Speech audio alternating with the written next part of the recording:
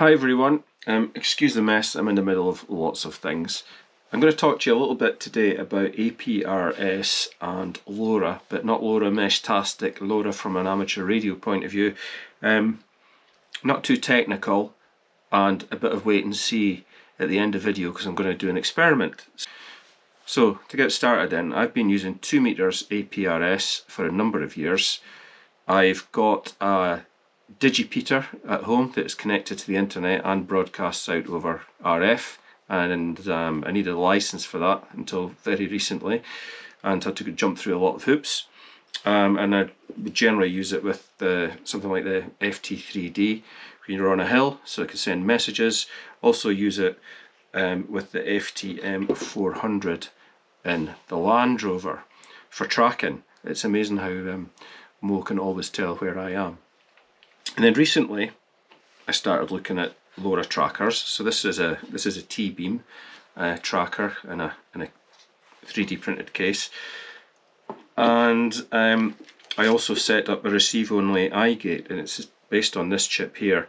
Dead easy to set up. You can get little 3D printed cases for those as well.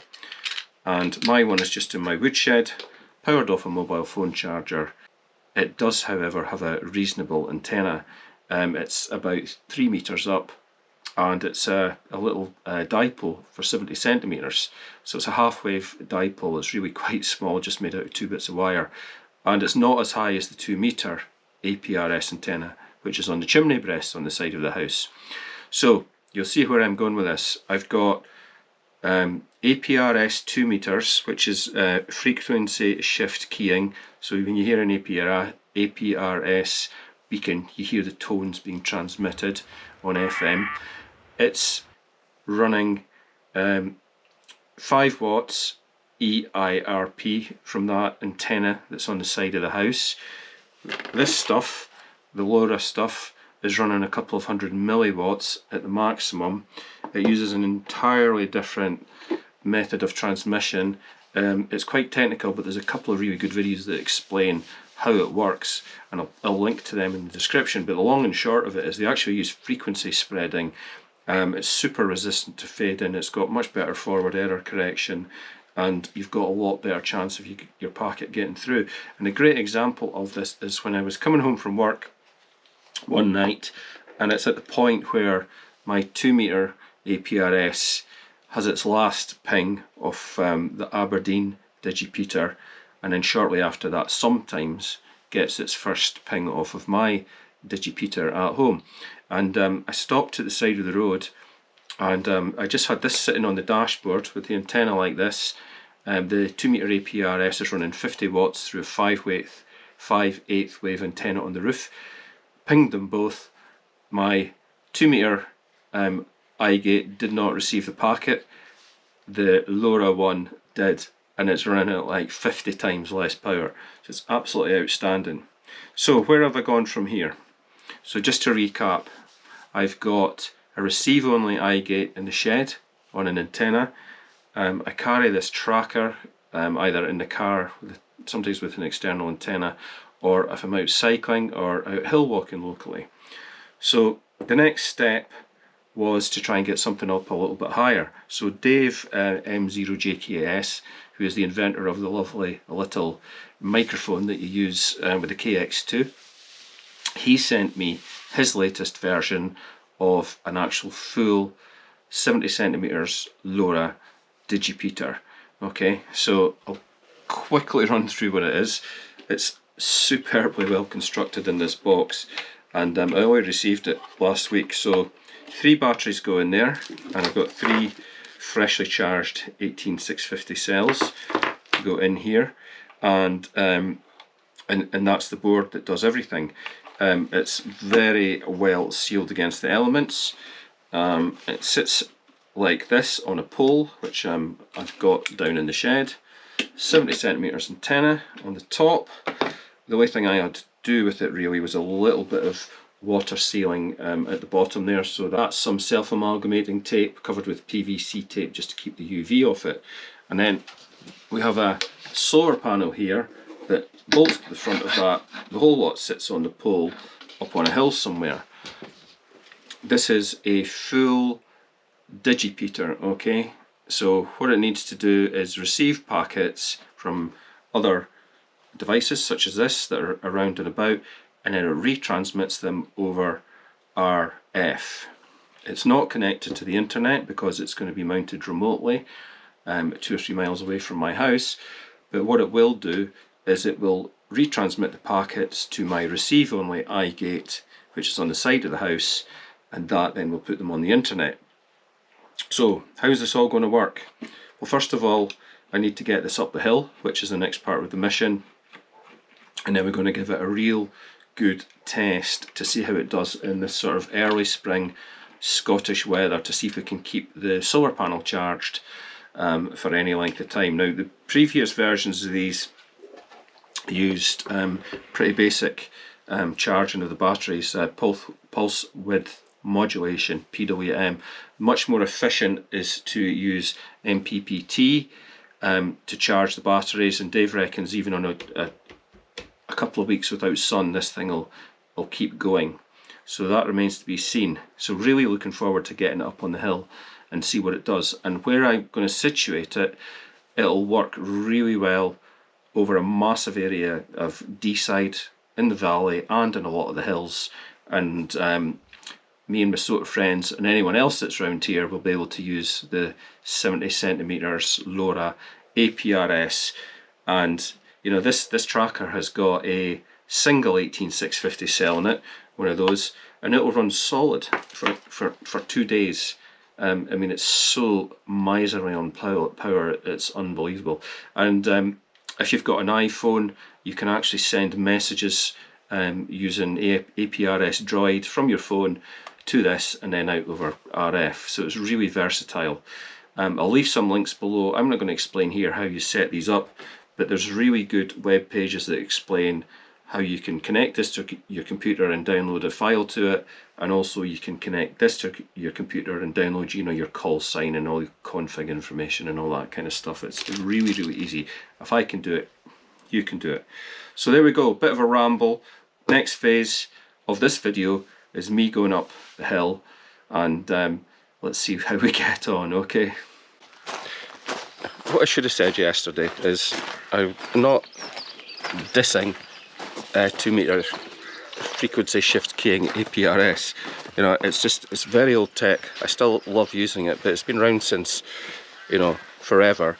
The technology behind LoRa, that's been around for 12-13 years now, but obviously it's a much more modern and efficient and rethought way of sending data over the radio waves, and you know, we could prove that quite easily.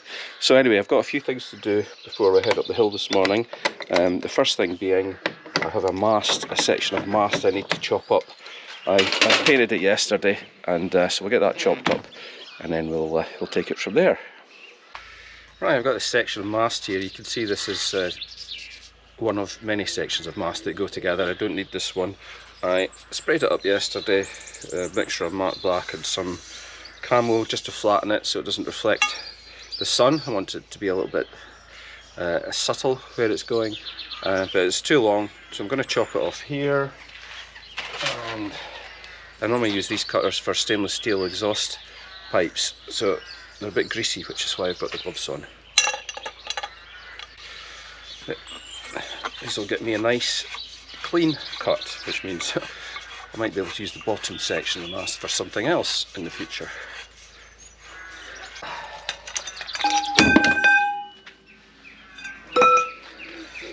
Ta-da!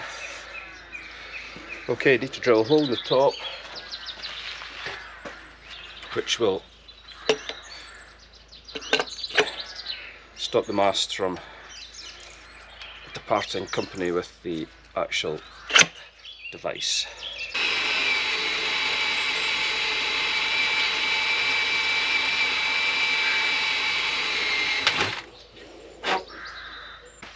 Okay, I think I'm about ready to go on the hill.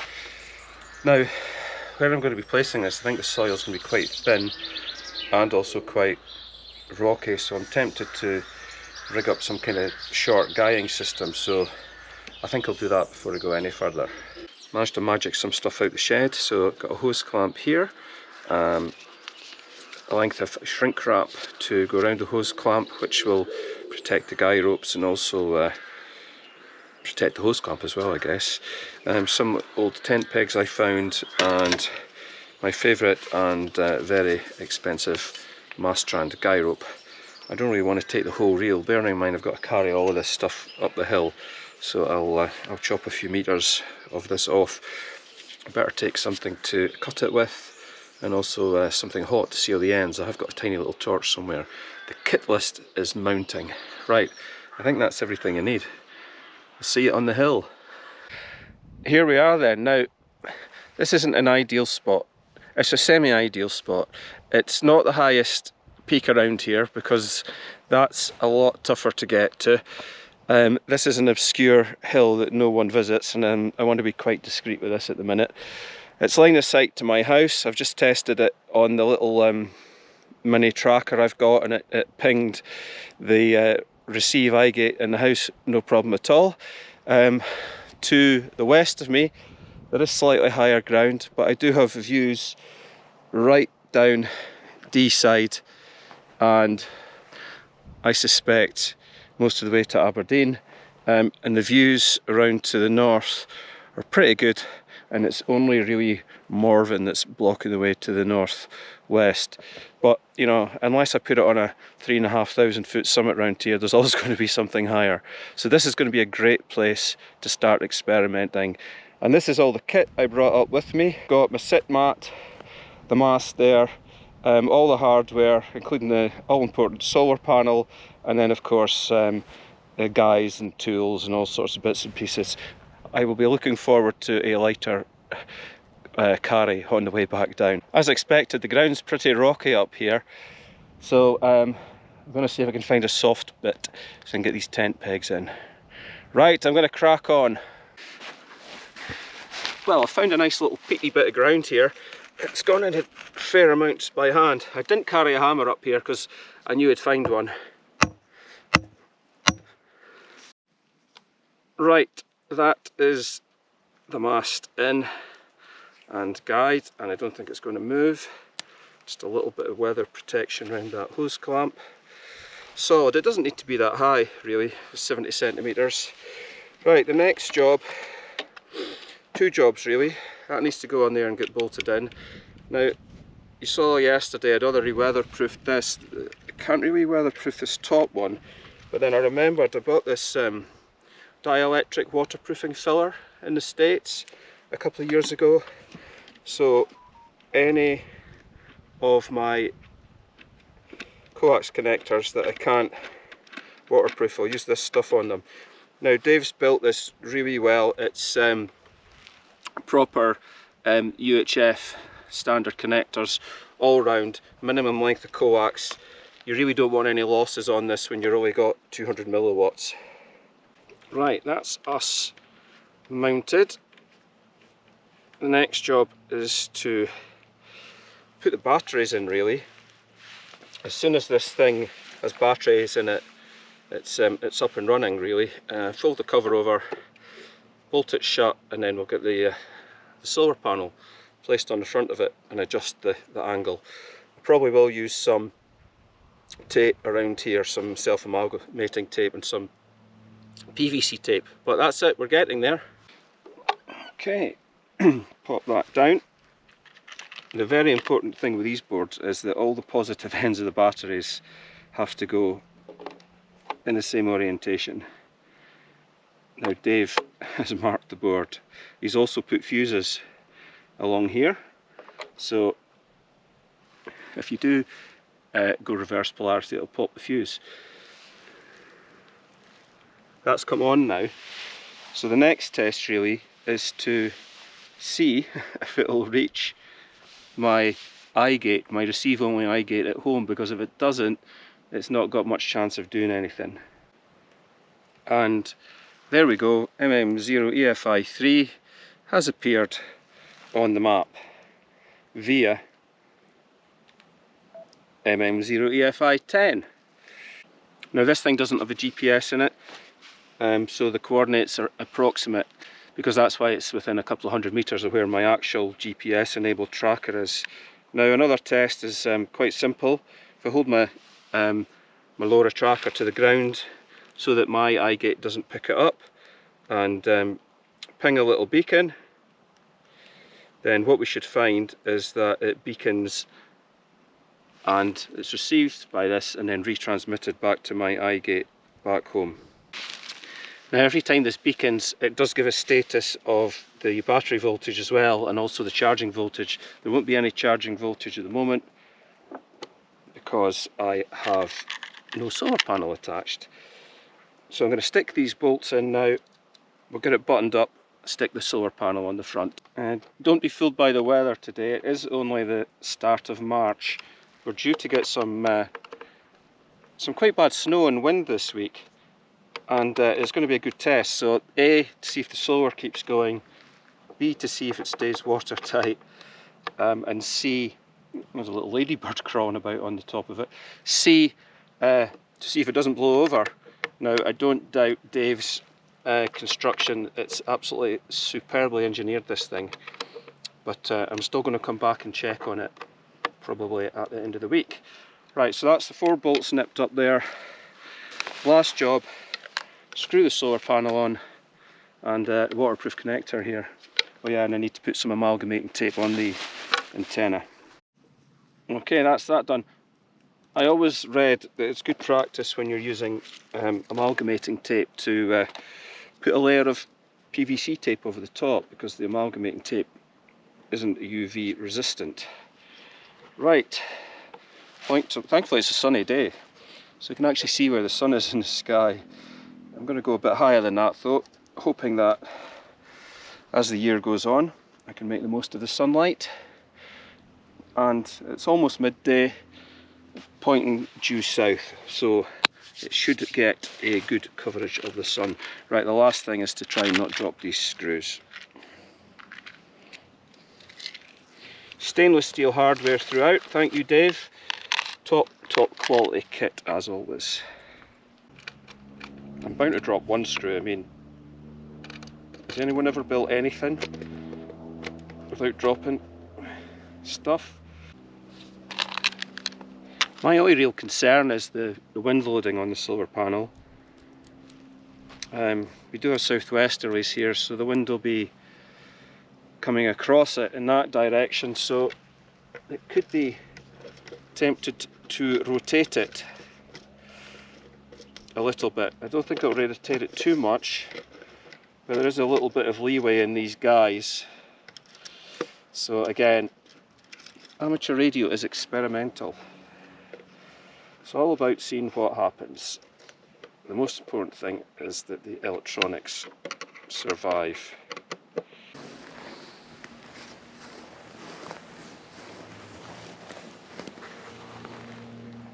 There we go then, quite a subtle little installation. It's only just over 1 meter high, higher than a wavelength on 70 sims. I know it gets out to my eye gate back home because I've tested that, and that's the main thing really, because that's what's connected to the internet. As for where we are at the minute, it's high enough that I think it can probably reach, I'm going to say, up to 20 sort of summits. I'm going to stake my reputation on saying I think there's probably 20 at least it can reach from here. And it's not just reaching people when they're on the summit, it's being able to track them when they're on the way up, so chasers can actually follow them and see when they're expected to get there. And then obviously we've got the messaging facility as well, but that's a whole separate other agenda. Okay, I hope you liked this video, and if you do like this, the idea of this LoRa stuff, I don't mind doing a little bit more on it, a bit more in depth about how to set up the trackers, receive only eye gates. The boards are cheap as chips. You can 3D print your own cases or buy them off the internet, which is what I do. And yeah, they're just great fun to experiment, and it really 21st century technology versus the old audio frequency shift keying that you know, we've been using on APRS for years. It really has upped its game. So there you go. Any questions, put them in the comments. 7-3.